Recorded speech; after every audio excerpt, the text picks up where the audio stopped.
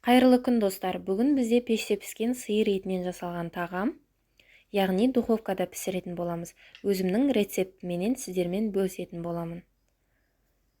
Ең алдымен картошкамызды 4 бұрышлап турап аламыз.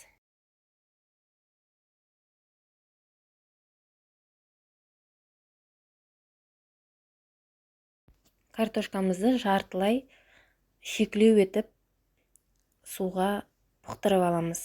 Тұзын салып, бетін жауып қоямыз. Мен сиыр етінен жасап жатырмын. Міндетті емес, қой етінен істесеңіздер де болады.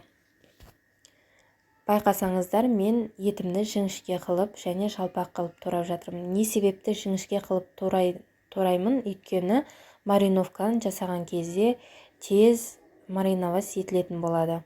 Жалпақ қылып турасаңыздар, жаңағы картошка мен пияздардың арасында жақсы көрініп тұратын болады піскен кезде. Турап болған соң бір салқын суға міндетті түрде шайқап алыңыздар. Келесі кезекте пиязымызды жіңішкелеп турайтын боламыз.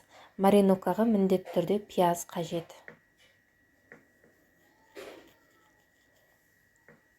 Дәміне қаратай чеснок майдалап турайсыздар.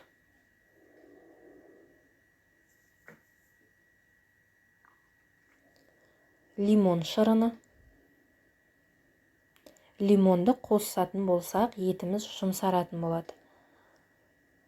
Қызыл бұрыш және қара бұрыш дәміне қаратай.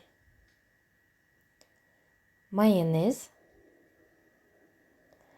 Мен аджика қостым. Аджика бұл қандай десеңіздер, китайский аджика. Және соевый соус. Шамалы сұйық май қосамыз. Барлығын араластыратын боламыз. Қолымызбен араласта отырып, кішкене мұжып араластырамыз.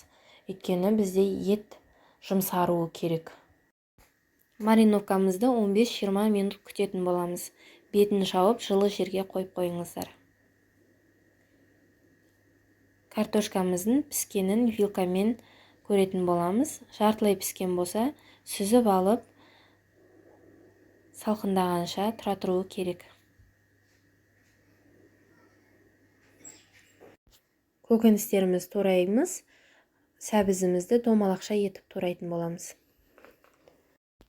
Мен үйде бар көкөністерді қосып жатырмын. Сіздер өздеріңіздің қалауыңызша түрлі түсті бұрыштарды қоссаңыздар да болады.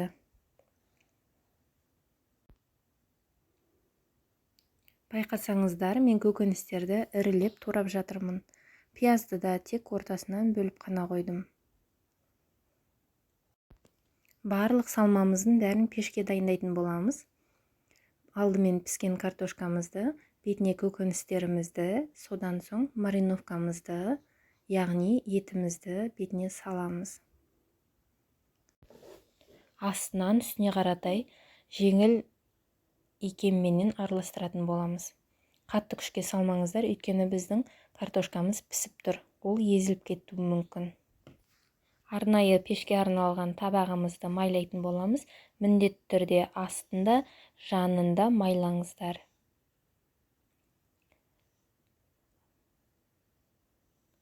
Майлайтын болсақ, қатты градусқа түскен кезде тамағымыз жабыспайтын болады. Енді салмамыз салып, осайынан жайпақтап шығамыз қолымызбен. Қатты езіп жермеңіздер, өйткені картошка бізде пісіп тұр. Ешқандай су құйған жоқпын, байқасаңыздар. Енді кезек фольгамызды бетінен жабатын боламыз. Яғни етіміз өзінің буына пісіп шығатын болады. Ауа кіріп кетпейтіндей барлық шеттерін жақсылап бекітіп жауып шығамыз. Мен әсел пеште пісірдім. Яғни білесіздер, әсел пештің күші өте аз болады. Мен 250 градуста 40 минут, 45 минутта пісіп шықты. Мінекей тамағымыз дайын болды. Байқасаңыздар, тамақтың өзінің сорпасы бар. Яғни етіміз жұмсақ, дәмді болып шықты. ешқандай су құйған жоқпыз, өзінің суы шығып, сорпасы шығып, тәтті болды. Осы рецептпен тамақ жасап көріңіздер, сіздерге ұнайды деген үміттемін. Келесі кезекте қандай тағамды жасап көргілеріңіз келеді, комментария қалдырыңыз.